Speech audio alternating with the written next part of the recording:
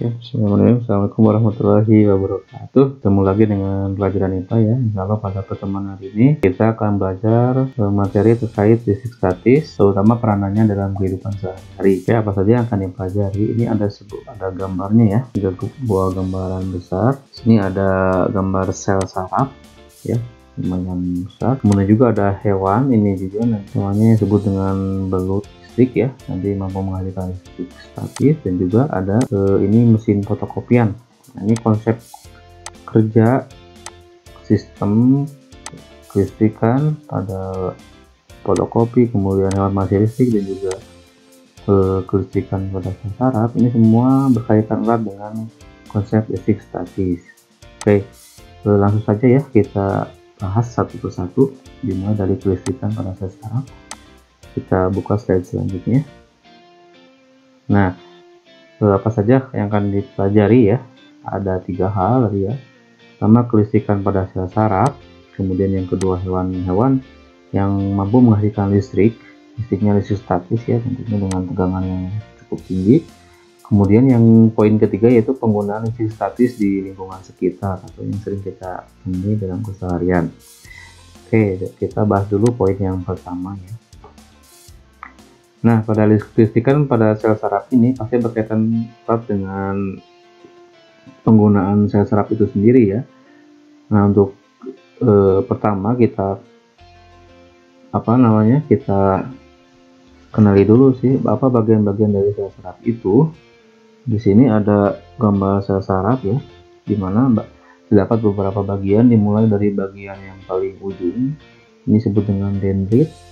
Kemudian ada bagian yang penghubung antara dendrit dengan nukleus disebut dengan sel body atau badan sel, dan ada inti dari sel saraf itu disebut dengan nukleus atau inti sel saraf. Kemudian nanti terhubung dengan akson.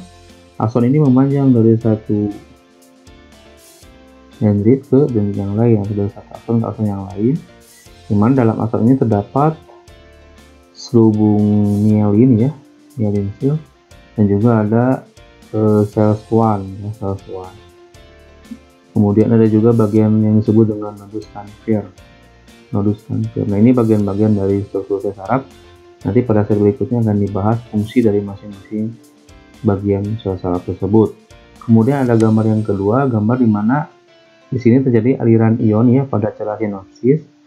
Nah, ini yang disebut dengan kelistrikan pada sel saraf ya, di mana listrik statis itu ternyata mengalir di dalam sel saraf, tepatnya pada celah sinopsis. Di sini ada bagian-bagian disebut dengan terminal sinopsis, kemudian ada membran prasinopsis, dan juga ada celah sinopsisnya.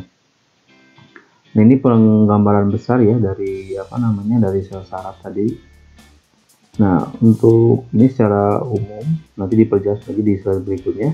Mekanisme aliran ion pada celah sinopsis ini dimulai dari saluran yang membuat konsentrasi kalsium, ion kalsium itu meningkat, dimana dengan peningkatan ion kalsium ini vesikel mampu berfusi ya, bergabung dengan membran prasinopsis, sehingga neurotransmitter itu mampu keluar dari celah sinopsis, dimana ketika sudah berada di luar, neurotransmitter ini berikatan dengan saluran ion, dan dimana saluran ion ini mampu membukakan pintu masuk dan keluar untuk ion natrium dan juga ion kalsium, dimana ion natrium ini akan masuk ke dalam sel sinopsis, dan begitupun sebaliknya ion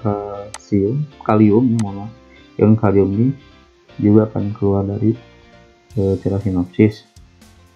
Nah, seperti itu langkah sederhananya. Nanti saya akan dijelaskan lagi lebih detail di slide berikutnya.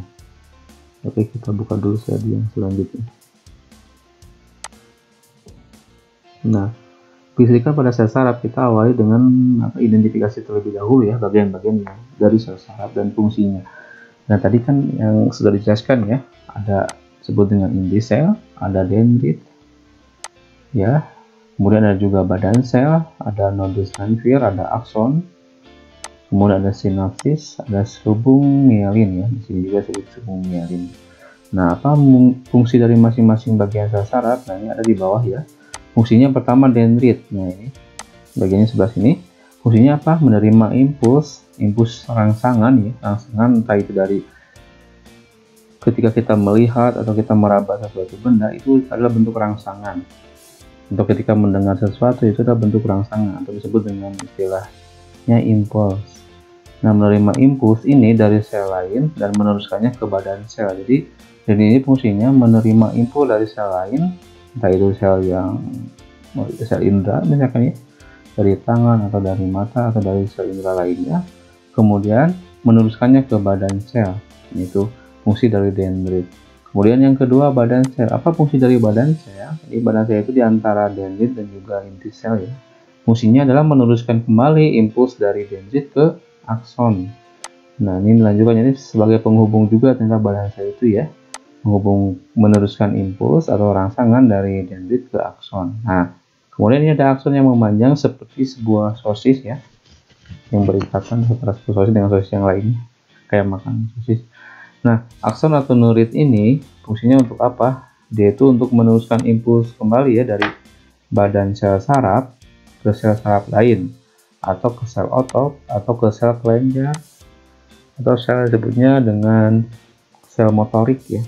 Pada bonggol sinoptik ini terjadi proses sinopsis, yaitu komunikasi antar sel saraf dengan yang lain atau sel saraf dengan sel otot dan sel kelenjar dengan cara menggunakan neurotransmitter tadi ya, bagaimana dibahas pada slide sebelumnya ya, ada neurotransmitter.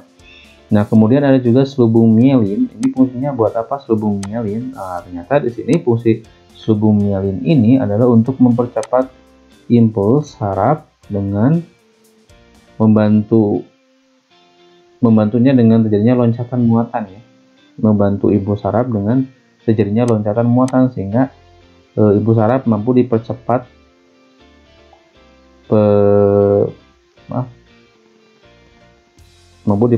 ya pengiriman impulsnya. Kemudian yang kelima, yang terakhir itu nodus ranvier. Fungsinya buat apa? Nah, nodus ranvier ini tempat terjadinya tarik menarik muatan listrik di dalam membran sel saraf. Nah, ini berhubungan sekali erat dengan listrik statis yang akan kita bahas ya.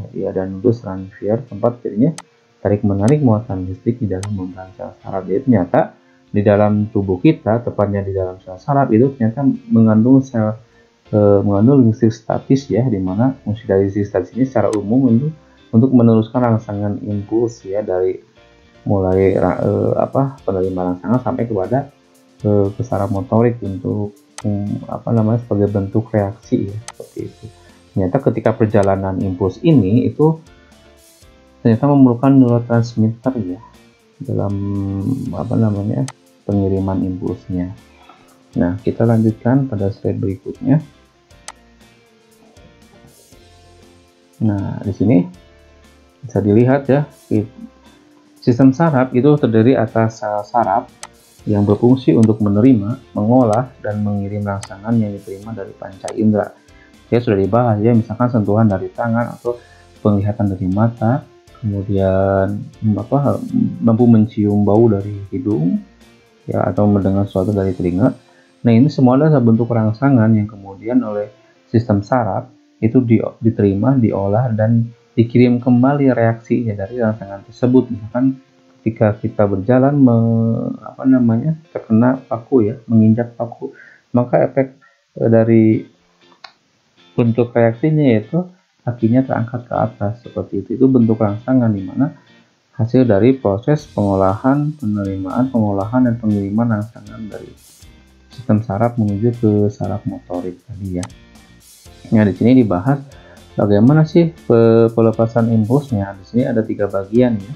Dimulai dari saat neurotransmitter dilepaskan dari sel saraf lain, impuls itu diteruskan ke sel saraf berikutnya.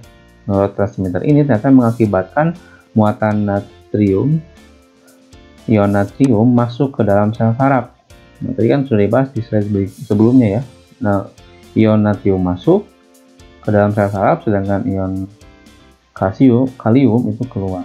Nah, jadi ketika terjadi pelepasan sel saraf oleh neurotransmitter ini, impuls itu diteruskan